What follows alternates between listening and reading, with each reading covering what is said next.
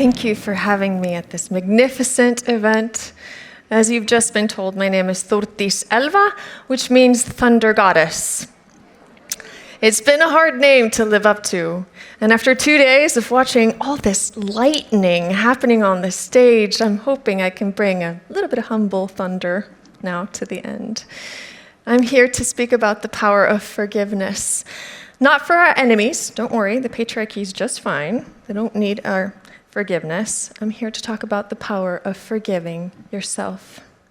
Because it so happens that I am, strangely enough, internationally famous for the worst thing that ever happened to me. When I was 16 years old, I fell in love for the first time with a soft-spoken, charming, eloquent honor student of a boy.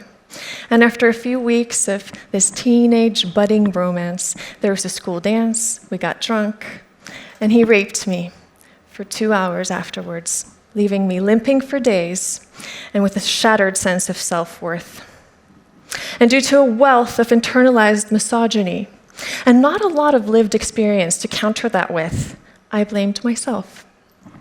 I'd gotten drunk, I wore a short dress, and I had trusted someone with my heart who turned out to not be worthy of it.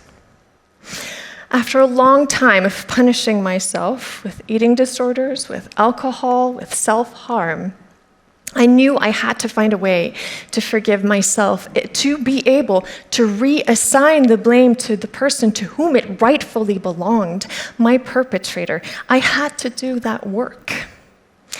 And because I can be a teeny bit obsessive, I spent years researching forgiveness, collecting hundreds of stories, conducting dozens of interviews, writing a book, writing a play. And here is what I've learned. The humanity that society is willing to assign to people can be measured in how much forgiveness they are deemed worthy of. The higher our humanity is valued, the more we are forgiven for our trespasses. That is, if you're a man. If you're a woman, you're judged more harshly on all fronts of life. It is not a forgiving world for us. You don't have to take it from me, you can take it from the science, because studies show that we are judged so much harsher on our mistakes starting right off in the job interview. And if we do get the job, then we're judged much harder on our performance. We have to, of course, look impeccable on the job. We cannot, under any circumstances, leave it early. And if we do end up speaking up for ourselves, we are judged for that, not just for doing so, but for the very voice in which we speak up for ourselves, which is either too shrill or too mannish. Oh, and here's my favorite one, the study that shows that we are judged on the basis of a stereotype, that we are less nice as we grow middle-aged. I think we're going to have to give them this one. Honestly, they're on to us. They've realized that by the time we're middle-aged, we don't have any more fucks left to give. That's not a stereotype.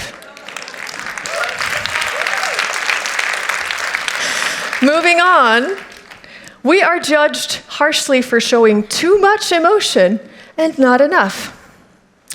Looking at all of this, I have to ask, are men okay? It just seems like they're not sending their best representatives to judge us. No offense, sorry. But it just seems to me that one of the all-time biggest lies of patriarchy is that we have to partake in this kind of judgment of other women because we have been told there are only so many seats at the table. So all women are our opponents, all women are our competition.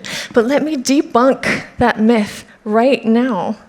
Because studies show when a man makes a mistake on the job, trust in him drops.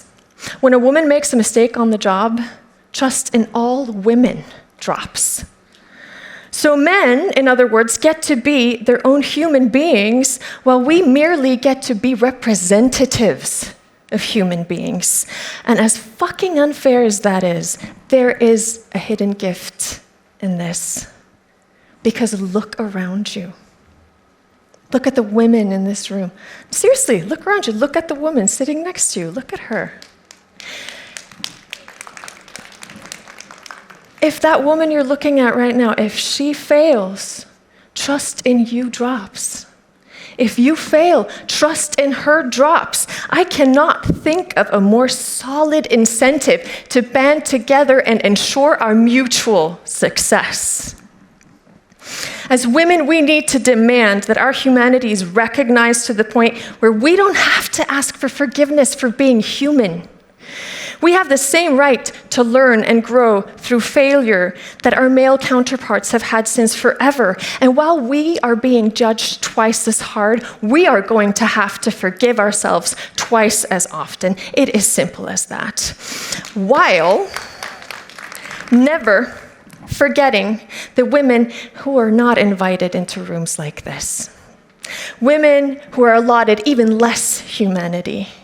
Our sisters, our trans sisters, who can't even safely use a bathroom. Our disabled sisters for whom this very stage would be insurmountable. Our sisters who are fleeing war and terror.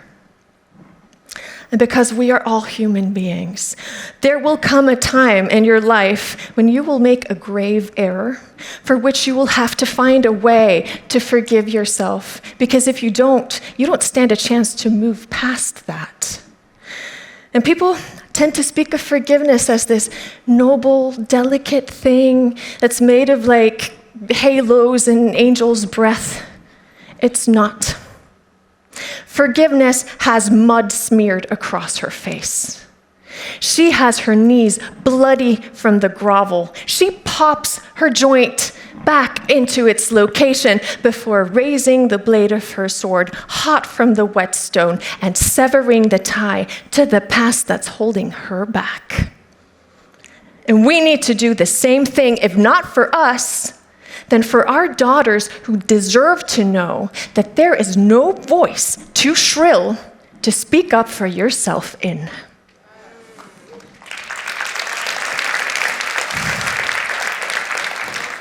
Thank you. At the age of 25, I finally used my own voice to confront the man who had raped me at 16. He owned up to it and asked for my forgiveness. And after years of processing the past together, I did end up forgiving him, not because he deserved my forgiveness, although he was a better man at this point, but because I deserved peace.